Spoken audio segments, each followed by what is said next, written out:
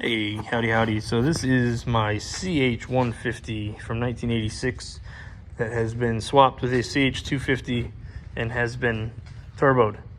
It has also been converted to EFI to run on an FT450 from Fueltech. This is a pretty straightforward thing in my mind, I guess. You just got to make the pipes all go somewhere, right? The problem was I tried this a long time ago, same turbo with a blow-through setup. And blow-through is just, I'm not that good of a carb tuner. I can run a Mikuni 42 on a Harley, but I can't fucking make them do blow-through for some reason.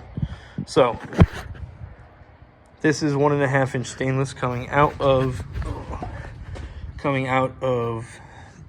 the head port, 1.5 inch stainless exhaust, 1.25 inch intake piping to a 2.5 inch air collector. This is due to an MIT document that says you need to displace a certain amount of air since the engine isn't always on the power stroke to make the turbo actually efficient. So that adds volume to the system. I converted to the 250 motor by cutting the center stand off and converting the coolant lines from 3/4 to 5/8. That seems to work, do what I needed to do. It has a 1985 or 7, something around there, Ford fuel pump from an inline setup. There's a fuel pressure regulator tucked under here that runs at 40 pounds. It runs a CBR 1100 injector, and we're at about 85% duty cycle.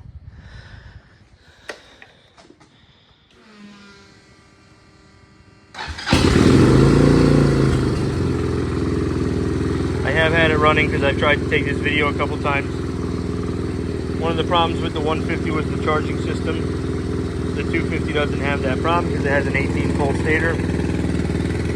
It sounds good. It runs good. I have the clutch off of it right now, so it runs a little light. It'll rev fast, but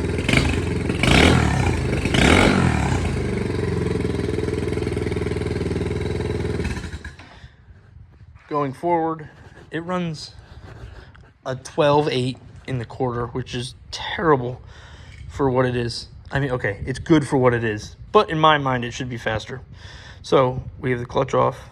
That clutch is getting possibly a Melosi clutch and a totally different torque spring. Or if I could build my own custom ramp inside that second variator. Right now it has like a step in it. I guess I could look into doing that possibly. The front variator is just going to get way lighter roller weights, and we'll see if we can get this thing taken off a little better. I got an oil cooler to add to it. That's coming in the mail.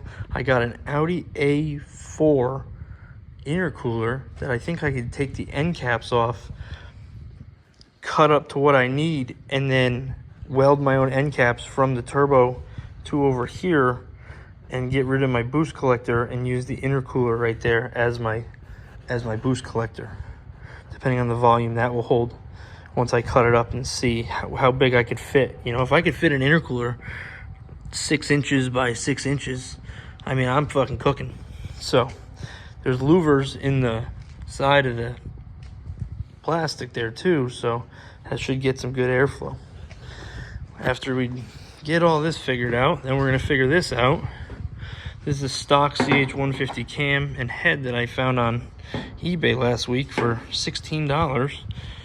And I think what we're going to do here is, can I turn my flashlight on? Oh, I got one here. What we're going to do is we're going to port and make that area, you can see all the casting flaws. We're going to port and polish that, get rid of a lot of that material around the seat, open that whole thing up, that barrel up real nice. And then the exhaust takes a very hard bend. If we could open a lot of that material up, we might be able to get some better flow out of this head. Just do a quick valve job on it. We're gonna leave the head at a stock deck height because we don't want to up the compression at all. The compression's good at 9.5 to 1 because we're running a turbo. If we were running naturally aspirated, we'd shave like 2 millimeters off this and probably get up to about 11.5 to 1. This cam, if we grind off the heel, we should be able to adjust the rocker tighter. That in turn giving us more lift on the high side. So we're going to try that and then possibly take it back out and grind a little bit of this. Maybe take a little way more of the heel away and try to get a different lobe angle.